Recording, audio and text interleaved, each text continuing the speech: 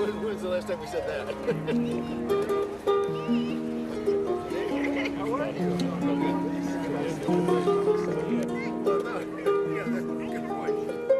All right, the basic premises is that all across the United States at 12 noon today, we place wreaths on crosses to represent the different branches of the service, along with the Merchant Marines who contributed during World War II and World War I, and the POW. So what will happen today is we'll gather up close, and Pastor Dave will do a little prayer or a little opening ceremony. Done, and the persons that they have not known. Oftentimes people say, you know, greater love hath no man than he who laid down his life for a friend. And our soldiers have laid down their lives for strangers and for ideas and for communities. It's misunderstood, and I am one of those conflicted people. I guess I feel much like John F. Kennedy, who said we must put an end to, mankind must put an end to war, or war will put an end to mankind. Because we are here to remember our fallen soldiers. We're here to remember our brothers and sisters, our mothers and fathers, aunts and uncles who have paid those sacrifices. To be reminded that war is entirely and incredibly personal. We are not just names and numbers, although everybody here is a service number, right? Everybody here was a service number. And we were called into action not based on Rick or Dave or Bill or Terry or Sam. We were called based on specialty and what we could do for that effort. We were very impersonal, and this is where we remember that it is personal. We're here to honor that sacrifice. Whether you agree with it or disagree with it, it is a noble thing to defend those who are unable to defend themselves. And that deserves honor. Because I would dare say very few of these places are visited on a regular basis and remembered for those sacrifices. And we are here to teach. And I think one of the greatest things we can do to teach people is that, well, Colin Powell said that leadership, let me just bring that up, is solving problems. The problem we have is that men and women go into war and do not come back. The war to end all war ended up getting a number. And I don't want another number. To teach that it's entirely personal, it costs us something and that we can do better. Because even though I never saw combat, I have friends lost in combat. Have you had friends lost in combat?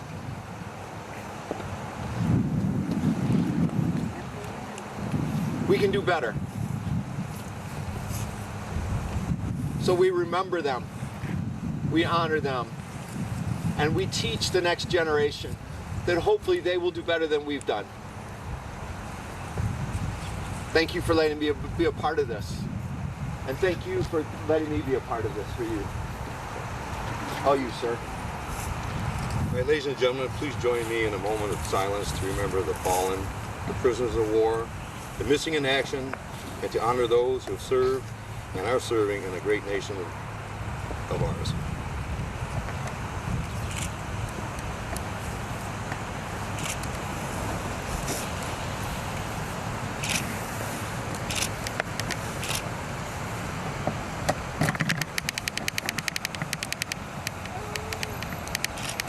Now I'd like to have Pastor Dave lead us in a prayer. Let us pray.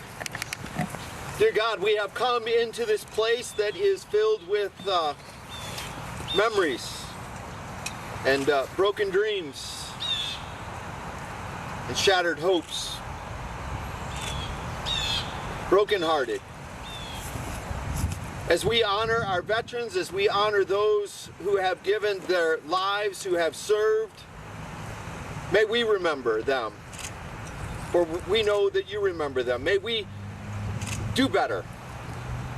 May we live a life that is working towards peace.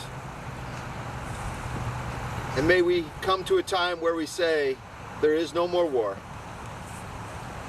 And thank you for the men and women of our military, my heroes, your children. Help us in this day to honor them and to learn and to grow. Amen.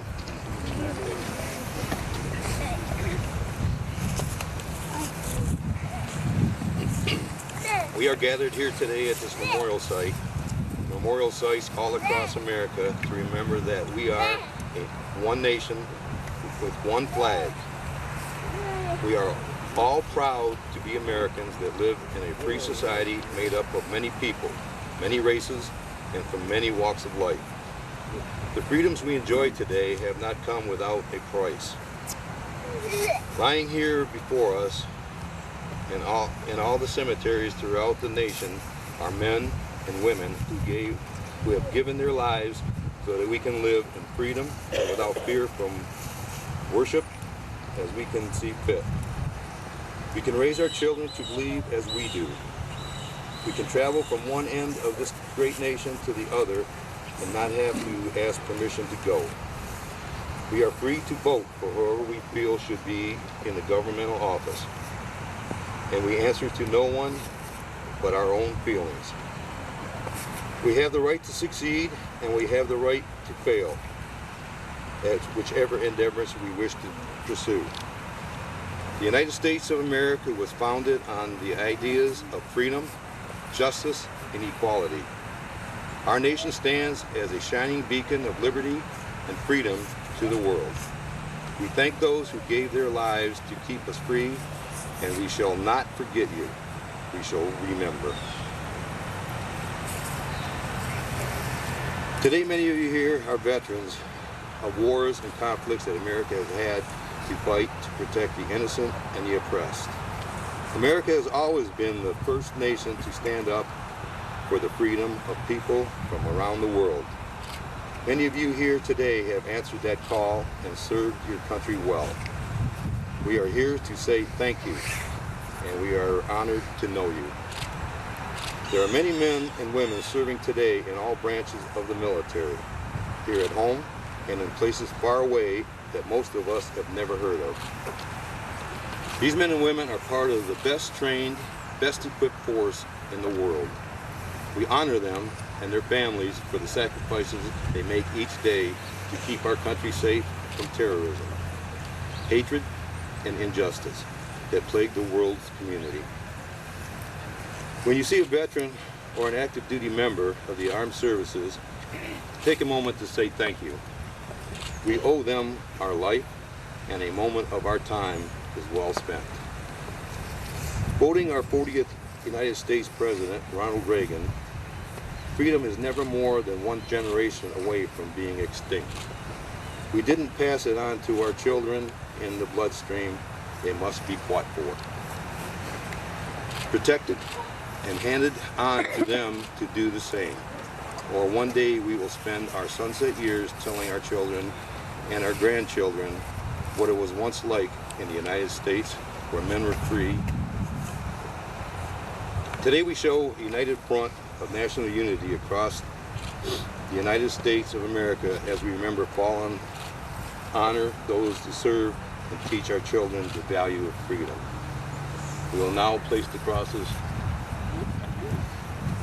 salute on the cross, representing the United States Army, the Part 6 Lieutenant.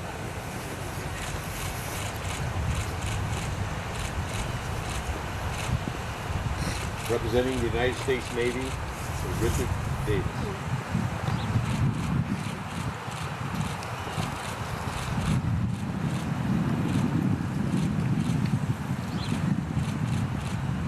Representing the United States Marines, Michael Ledford.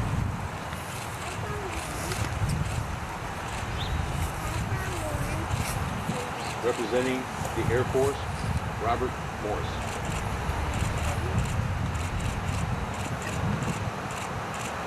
Representing the Coast Guard, Thomas Mishevsky.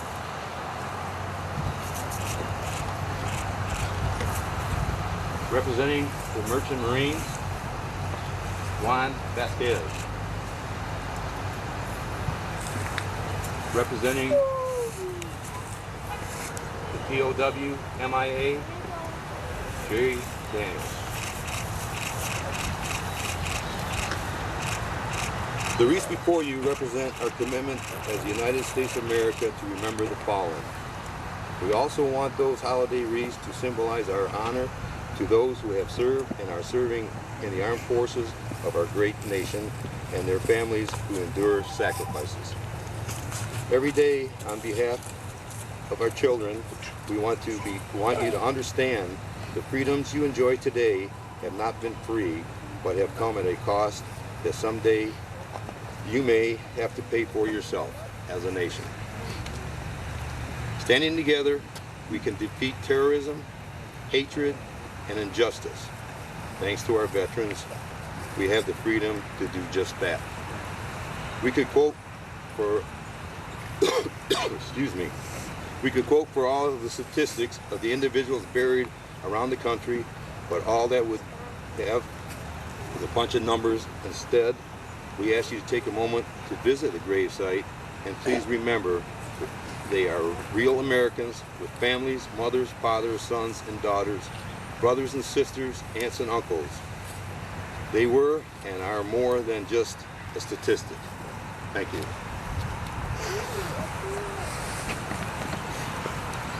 Honor Guard, attention, present, arm.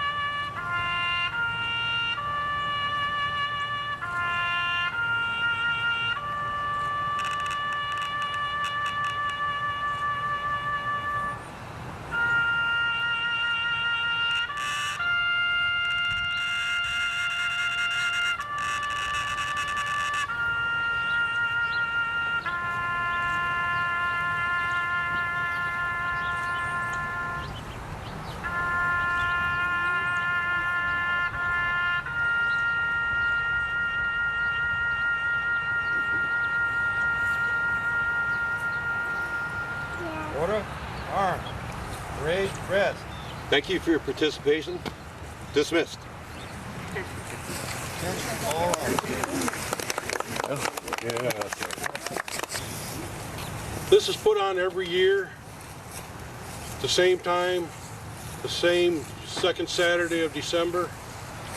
And if I could get every one of you to bring somebody else to represent the community, these people put their lives on the line for us, and this is what it's all about, is these men and women that have sacrificed a lot just for our freedom of standing here. And I want to thank everybody that's participated, the Boy Scouts, the Cub Scouts. There's too many to mention right now. And have a very Merry Christmas and a wonderful, wonderful New Year. Thank you. Thank you. You too.